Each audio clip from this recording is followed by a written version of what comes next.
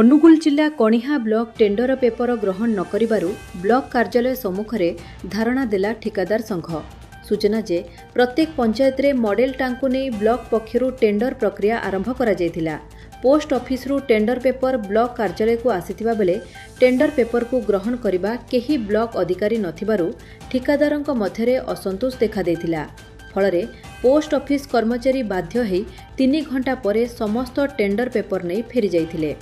ମୋ ନାଁ ହେଉଛି ଯଶବନ୍ତ କଲିତା। ମୁଁ କଣିହା ପୋଷ୍ଟ ଅଫିସରେ ଯେଉଁ MD ଅଛି।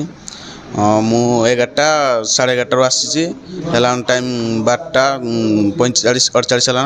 ସେତେବେଳୁ ସାର୍ କେହି ନାହାନ୍ତି। ସେତେବେଳୁ ବସିଛି ଏପର୍ଯ୍ୟନ୍ତ କେହି ରିସିଭ୍ କରୁନାହାନ୍ତି, କେହି ବି ଆସୁନାହାନ୍ତି। କ'ଣ ଆଣିଥିଲେ? ଆଜ୍ଞା ଆଣିଥିଲି ଟେଣ୍ଡର ଆଣିଥିଲି, ଟେଣ୍ଡର ପେପର ଆଣିଥିଲି, କେହି ନେଲେ ନାହିଁ। ମୁଁ ବସିଛି ସେତେବେଳୁ।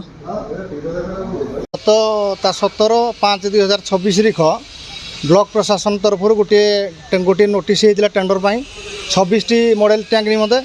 ସେହି ମଡେଲ ଟ୍ୟାଙ୍କର କେବଳ C କ୍ଲାସ୍ କଣ୍ଟ୍ରାକ୍ଟରମାନଙ୍କୁ କୁହାଯାଇଥିଲା ଏବଂ C କ୍ଲାସ୍ କଣ୍ଟ୍ରାକ୍ଟରମାନେ ତାଙ୍କର ଉଚିତ ସମୟରେ ସେ ଟେଣ୍ଡର ଆପ୍ଲାଏ କରିଥିଲେ ଏବଂ ଆଜି ଟେଣ୍ଡର ପଡ଼ିବାର ଶେଷ ତାରିଖ ବ୍ଲକ ପ୍ରଶାସନ ତରଫରୁ ଗ୍ରହଣ କରାଯିବା କଥା। ଉଚିତ ସମୟରେ ମଧ୍ୟ ପୋଷ୍ଟ ଅଫିସ୍ ତରଫରୁ ଏଠି ତାଙ୍କ ଟେଣ୍ଡର ପେପର ଧରି ଆସିଲେ।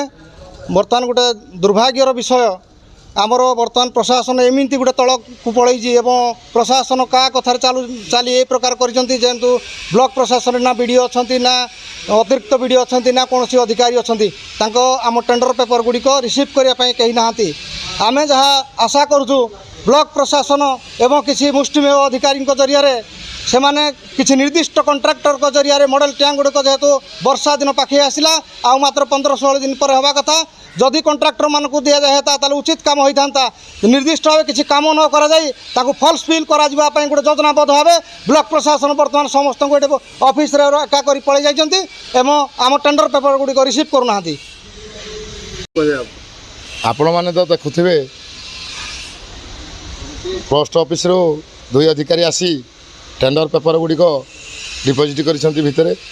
କିନ୍ତୁ ବଡ଼ ଦୁଃଖର ବିଷୟ, ଏ ଯେଉଁ ବ୍ଲକ ପ୍ରଶାସନ ଅଧିକାରୀଙ୍କ ଅବହେଳା, BDO ନାହିଁ, BDO ନାହିଁ, AW ନାହିଁ, କୌଣସି କର୍ମଚାରୀ ନାହିଁ, ବଡ଼ବାବୁ ନାହିଁ, କେସିୟର ନାହିଁ, ସମସ୍ତେ ଚାଲି ଯାଇଛନ୍ତି। ବର୍ତ୍ତମାନ ଆମ ଯେଉଁ ଟେଣ୍ଡର ପେପର ଗୁଡ଼ିକ ରିସିଭ୍ କରିବା ପାଇଁ କୌଣସି ବ୍ୟକ୍ତି କି କୌଣସି ଅଧିକାରୀ ଏଠି ନାହାନ୍ତି। 11ଟାରୁ କେହି ନାହାନ୍ତି ଅଫିସ୍ ଭିତରେ। ତେଣୁ ଯଦି ଆପଣମାନଙ୍କର ଟେଣ୍ଡର ଡାକିବାର ନଥିଲା, ଆପଣମାନଙ୍କ ଭିତରେ ଯଦି କିଛି ମୁଷ୍ଟିମେୟ ଲୋକକୁ ମସୁଦା କରି ଟେଣ୍ଡର ଏଇ ଯେଉଁ କାମ କାର୍ଯ୍ୟଗୁଡ଼ିକ ଦେବା ପାଇଁ ଥିଲା, ଆପଣମାନେ ଟେଣ୍ଡର ଡାକିବାର ନଥିଲା। ଟେଣ୍ଡର ଡାକିବେ ଯେତେବେଳେ ଗୋଟେ ସମୟ ଅଛି, ଆମର ଶେଷ ସମୟ 12:15 ବେଳକୁ ଗୋଟେ ନୋଟିଫିକେସନ୍ ଆଣିକିନା ପକେଇଛି ଯେ ଏ ଆଜିର ଟେଣ୍ଡରଟି କ୍ୟାନସଲ୍ କରାଗଲା। ବଡ଼ ଦୁଃଖର କଥା, ଏ ବ୍ଲକ ପ୍ରଶାସନ କାହା ଚାପରେ, କେଉଁ ମୁଷ୍ଟିମେୟଙ୍କ ଚାପରେ ଏଭଳି କାର୍ଯ୍ୟ କଲେ? ଆଜି କଣିହା ବ୍ଲକ ଠିକାଦାର ସଂଘ ଏହାକୁ ଦୃଢ଼ ନିନ୍ଦା କରୁଛି। ଆଗାମୀ ଦିନରେ ବ୍ଲକ ପ୍ରଶାସନର ଯେକୌଣସି କାର୍ଯ୍ୟ, ଟେଣ୍ଡର କାର୍ଯ୍ୟ ଠାରୁ ଆରମ୍ଭ କରି ଯେକୌଣସି କାର୍ଯ୍ୟକ୍ରମ ହେବ, ଆଜିଠାରୁ ଆମେ ଠିକାଦାର ସଂଘ ନିଷ୍ପତ୍ତି ନେଲୁ, ତାକୁ ଅଚଳ କରିଦେବୁ, କାର୍ଯ୍ୟକ୍ରମ ବନ୍ଦ କରିଦେବୁ।